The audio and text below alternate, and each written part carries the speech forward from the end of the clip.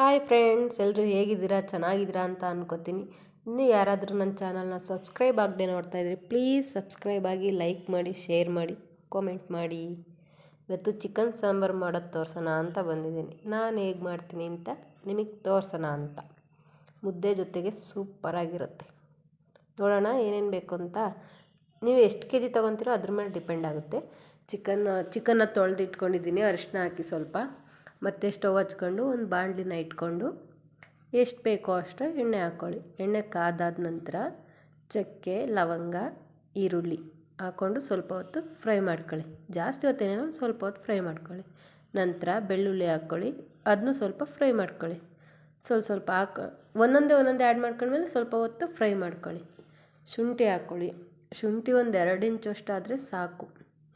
ಚೆನ್ನಾಗಿ ಆ ಥರ ಗೋಲ್ಡನ್ ಕಲರ್ ಬರೋವರೆಗೂ ಫ್ರೈ ಮಾಡಿಕೊಂಡು ನಂತರ ಪುದೀನ, ಕೊತ್ತಂಬರಿ ಸೊಪ್ಪು ಹಾಕ್ಕೊಂಡು ಸ್ವಲ್ಪ ಹೊತ್ತು ಫ್ರೈ ಮಾಡ್ಕೊಳ್ಳೋಣ. ಅದೆಲ್ಲ ಚೆನ್ನಾಗಿ ಸಾಫ್ಟ್ ಆಗಬೇಕು, ಅಲ್ಲಿವರೆಗೂ ಹುರ್ಕೊಳ್ಳೋಣ. ನಂತರ ಫ್ರೈ ಮಾಡ್ಕೊಂಡಿರೋಂಥ ಮಸಾಲೆ ಐಟಮ್ನ ಒಂದು ಮಿಕ್ಸಿ ಜಾರ್ಗೆ ಹಾಕ್ಕೊಂಡು ನುಣ್ಣಗೆ ರುಬ್ಕೊಳ್ಳೋಣ. ನಂತರ ಒಂದು ಬಾಣಲಿ ಇಟ್ಟು ಅದೇ ಬಾಣಲಿ ಇಟ್ಕೊಂಡು ಒಂದು ಚಿಕ್ಕ ಟೊಮೊಟೊ, ಕೆಲವರು ನಾನ್ ವೆಜ್ ರೆಸಿಪೀಸ್ಗೆಲ್ಲ ಯೂಸ್ ಮಾಡಲ್ಲ ಟೊಮೊಟೊ, ನಾವು ಯೂಸ್ ಮಾಡ್ತೀವಿ ನಮ್ಮ ಮನೇಲಿ, ಹಾಗಾಗಿ ತೋರಿಸ್ತಾ ಇದ್ದೀನಿ.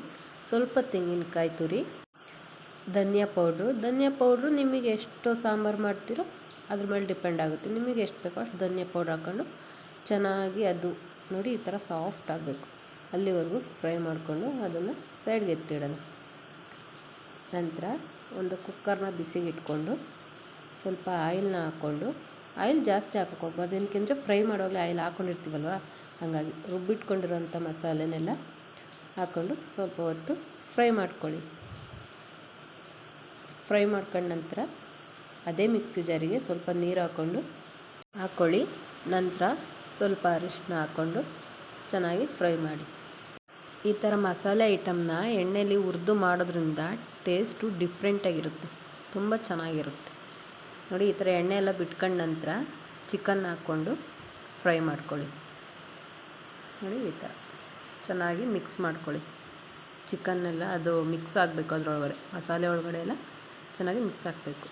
ಚಿಕನ್ ಕುದಿ ಬರೋವರೆಗೂ ಮುಚ್ಚಿಡೋಣ. ನೋಡಿ ಮುಚ್ಚಿದ ಮೇಲೆ ಈ ಥರ ಕುದಿ ಬರಬೇಕು ಚೆನ್ನಾಗಿ.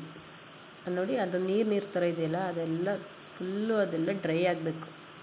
ಅದು ಡ್ರೈ ಆಗ್ತಾ ಇರಲಿ. ನಂತರ ಇಲ್ಲಿ ಪಕ್ಕದಲ್ಲಿ ಬಿಸಿನೀರು ಇಟ್ಕೊಳ್ಳೋಣ.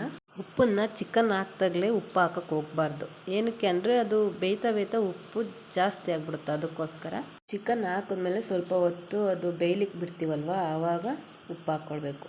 ನೀರು ಕಾದಿದೆ, ಚೆನ್ನಾಗಿ ಮಳ್ಳೋ ಥರ ಇರಬೇಕು ನೀರು.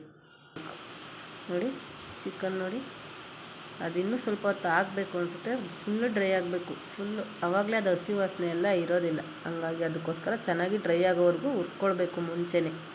ಅದು ಮಸಾಲೆ ಹಾಕಿದ ಮೇಲೆ ಅದು ಟೇಸ್ಟ್ ಚೆನ್ನಾಗಿರಲ್ಲ, ಹಸಿ ವಾಸನೆ ಥರ ಬರುತ್ತೆ. ಫುಲ್ಲು ಡ್ರೈ ಆದ ನಂತರ ರುಬ್ಬಿಟ್ಕೊಂಡಿರೋಂಥ ಮಸಾಲೆನ ಹಾಕ್ಕೊಂಡು ಸ್ವಲ್ಪ ಮಿಕ್ಸ್ ಮಾಡ್ಕೊಳ್ಳಿ. ಮಸಾಲೆ ಎಲ್ಲ ಅದು ಫುಲ್ಲು ಹೊಂದಬೇಕಲ್ವಾ, ಹಾಗಾಗಿ ಮಿಕ್ಸ್ ಮಾಡಿಕೊಂಡು ನೀರು ಹಾಕ್ಕೊಳ್ಳಿ. ಸ್ವಲ್ಪ ಮಿಕ್ಸಿ ಜಾರ್ಗೆ ಹಾಕ್ಕೊಂಡು ನೀರು ಹಾಕ್ಕೊಳ್ಳಿ. ನಂತರ ಬಿಸಿನೀರು ಕಾಯಿಸಿ ಇಟ್ಕೊಂಡಿರ್ತೀವಲ್ವ, ಅದೇ ನೀರನ್ನ ಚಿಕನ್ಗೆ ಹಾಕ್ಕೊಂಡು ಮಿಕ್ಸ್ ಮಾಡ್ಕೊಳ್ಳಿ. ನೀವು ನೋಡ್ಕೊಳ್ಳಿ ಅದು ಸಾಂಬಾರು ಸರಿಯಾಗುತ್ತಾ ಇಲ್ವಾ ಅಂತ. ನನಗೆ ಉಪ್ಪು ಸಾಲ್ಟೇಜ್ ಅನ್ನಿಸ್ತು, ಹಂಗಾಗಿ ಹಾಕಿದ್ದೀನಿ. ಈ ಚಾಕು ಏನಕ್ಕೆ ತೋರಿಸ್ತಿದ್ದೀನಿ ಅಂದರೆ, ನಮ್ಮ ಹಳ್ಳಿ ಸೈಡು ಈ ಥರ ನಾನ್ ವೆಜ್ ರೆಸಿಪೀಸ್ಗೆ ಏನಾದರೂ ಒಂದು ಕಬ್ಬಣ ಆ ಥರ ಕಾಯಿಸಿ ಇಡೋ ಥರ ಅಭ್ಯಾಸ, ಹಂಗಾಗಿ ಅಷ್ಟೇ. ಒಂದು ಮೊಟ್ಟೆ ಇತ್ತು, ಮೊಟ್ಟೆನ ಅದರೊಳಗಡೆ ಹಾಕಿ ಕುಕ್ಕರ್ ಬಾಯಿನ ಮುಚ್ಚುತ್ತಾ ಇದ್ದೀನಿ. ಒಂದು 5ರಿಂದ 6 ವಿಸಿಲಂತೂ ಬರಲೇಬೇಕು. ಅದು ಬೈಲರ್ ಅಲ್ವಲ್ಲ, ಸೊ ಹಂಗಾಗಿ ಎಲ್ಲೋ ಫಾರಮ್ ಕೋಳಿ ಆಗಿರೋದ್ರಿಂದ ಒಂದು 5ರಿಂದ 6 ಬರಲೇಬೇಕು. 6 ವಿಸಿಲ್ ನಂತರ ಓಪನ್ ಮಾಡೋಣ. ನೋಡಿ ಎಷ್ಟು ಚೆನ್ನಾಗಿ ಕುದೀತಾ ಇದೆ.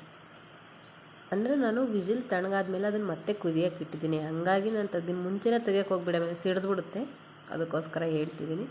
ನೋಡಿ ಅದು ವಿಸಿಲ್ ತಣ್ಣಗಾಗಿ ತೆಗೆದ್ಮೇಲೆ ಮತ್ತೆ ಅದನ್ನು ಕುದಿಯೋಕೆ ಇಡಿ. ಸ್ವಲ್ಪ ಹೊತ್ತು ಒಂದು 2 ನಿಮಿಷ ಕುದಿಯೋಕೆ ಬಿಡಿ. ಸಾಂಬಾರು ಟೇಸ್ಟು ಸೂಪರಾಗಿರುತ್ತೆ. ಸಾರಿ, ಹೊರಗಡೆ ಮಳೆ ಬರ್ತಾ ಇದೆ, ಅದಕ್ಕೋಸ್ಕರ ಸೌಂಡ್ ಅಷ್ಟೇ. ಸಾಂಬಾರು ರೆಡಿಯಾಗಿದೆ. ಈಗ ಮುದ್ದೆ ಜೊತೆ ಬ್ಯಾಟಿಂಗ್ ಮಾಡೋದು. ನೀವು ಒಂದು ಸಲ ಟ್ರೈ ಮಾಡಿ, ಹೇಗೆ ಬಂತು ಅಂತ ಹೇಳಿ, ಕಮೆಂಟ್ ಮಾಡಿ. Thank you, bye.